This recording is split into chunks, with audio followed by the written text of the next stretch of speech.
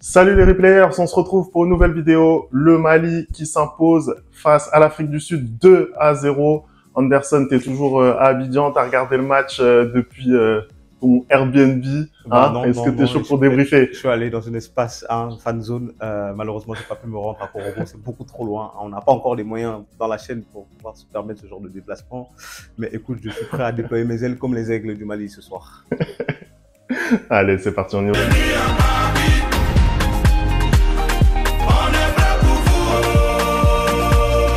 Allez, on commence tout de suite ce débrief. Les Maliens qui donc viennent à bout de cette équipe sud-africaine, ça a été un petit peu compliqué en première période, hein, Anderson. Hein? Ah, tout à fait, ça a été très très compliqué pour les aigles du Mali en première période, malgré le fait qu'ils soient bien rentrés dans le match dans les 5 premières minutes.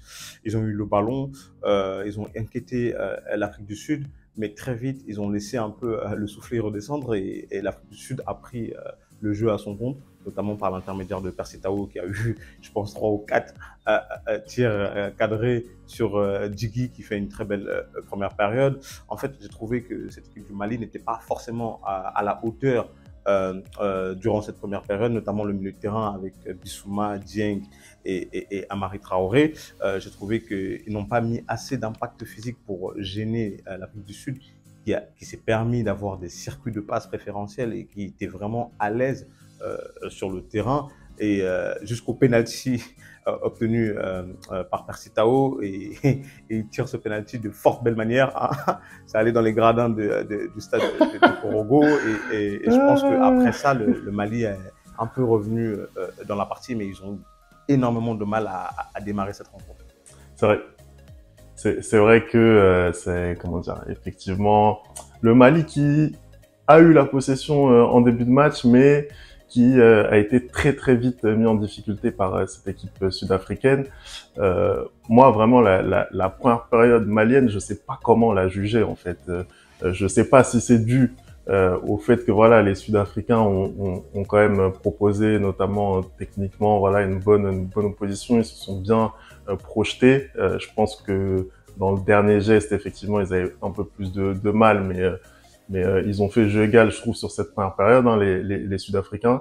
Ou est-ce que c'est parce que voilà, les Maliens sont peut-être passés à côté de l'événement, hein. Nous, on les avait mis dans nos favoris lors de notre série en route pour la CAN.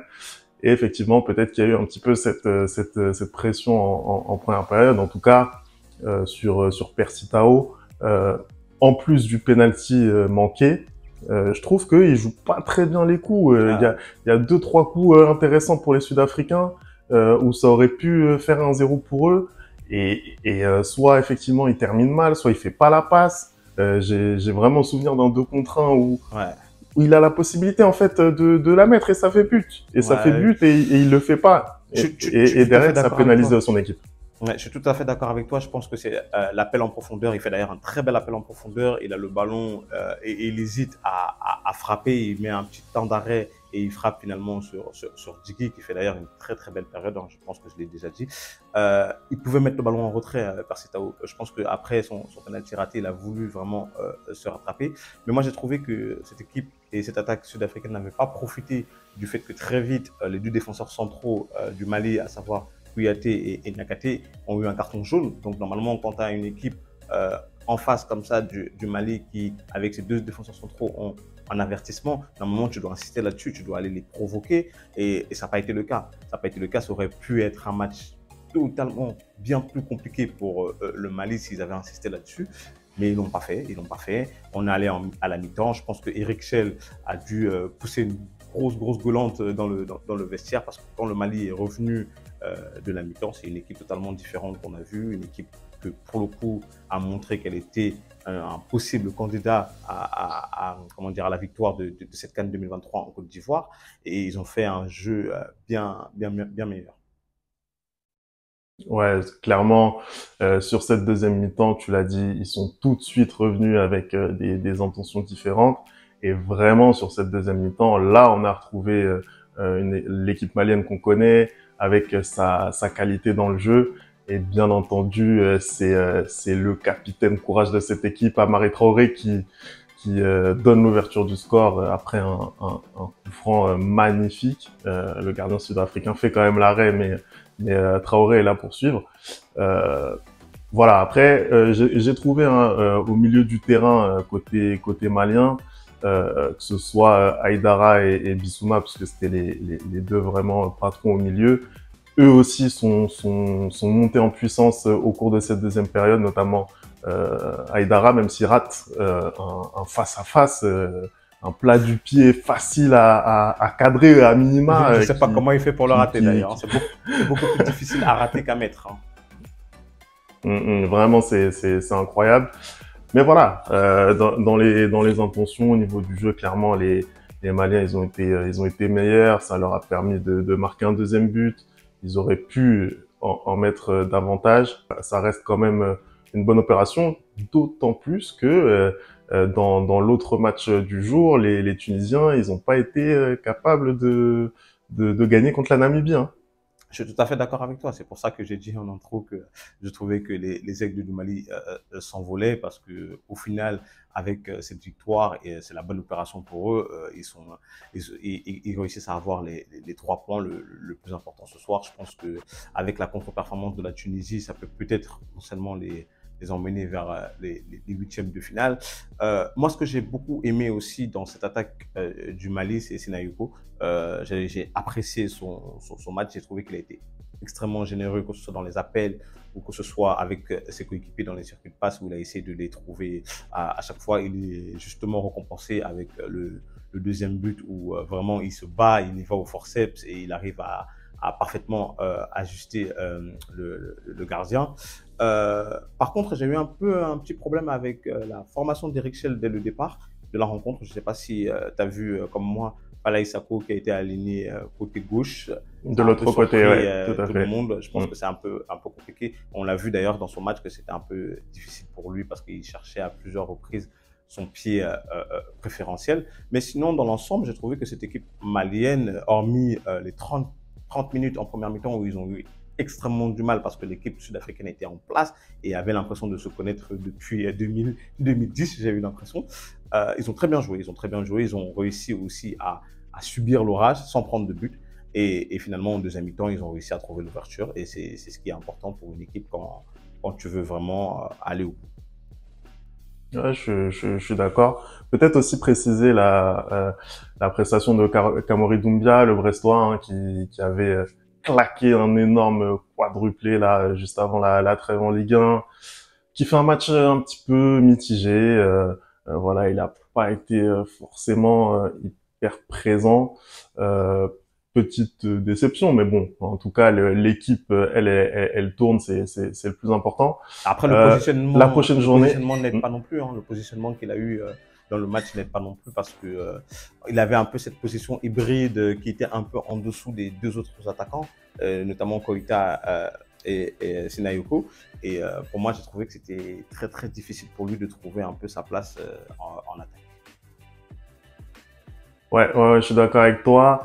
En tout cas, la prochaine journée, ça va être intéressant puisque ça va être un gros test, hein, pour les Maliens face à la Tunisie. Qu'est-ce que toi tu penses de cette affiche? Est-ce que tu penses que les Maliens sont largement favoris compte tenu des résultats du jour? Bah, écoute, j'ai regardé les deux matchs déjà pour commencer. Je pense que vu ce qu'on a vu du Mali ce soir et vu ce qu'on a vu de la Tunisie cet après-midi, où j'ai trouvé qu'il manquait vraiment énormément d'engagement, j'ai trouvé que la Namibie, on peut penser comme ça que la Namibie a gagné par chance contre la Tunisie, pas du tout. Ils ont totalement surclassé la Tunisie dans le jeu et tout au long de la rencontre. Donc c'est une victoire totalement méritée. Là, ça va être un match très très très très important pour les deux équipes parce que aussi bien pour le Mali, une victoire signifierait la qualification, aussi bien pour la Tunisie, une défaite pourrait d'ores et déjà signaler peut-être une élimination pour cette équipe tunisienne. Mais je pense que le Mali, comme la Tunisie, vont peut-être aller chercher le match nul qui suffirait à l'un comme l'autre. Je pense que la Tunisie va essayer d'avoir la victoire, mais ça va être très très difficile face à ce bloc malien qui est capable de subir sans encaisser de but. Et toi, qu'est-ce que tu penses un peu de ce match qui arrive? Écoute, tu l'as dit, hein, la prestation tunisienne, elle a franchement pas été convaincante hein, face à la Namibie. Moi, j'ai vu une équipe de Namibie qui a totalement marché sur cette équipe tunisienne. Ils arrivent pas du tout en confiance et déjà dos au mur. Ils sont obligés de faire un résultat.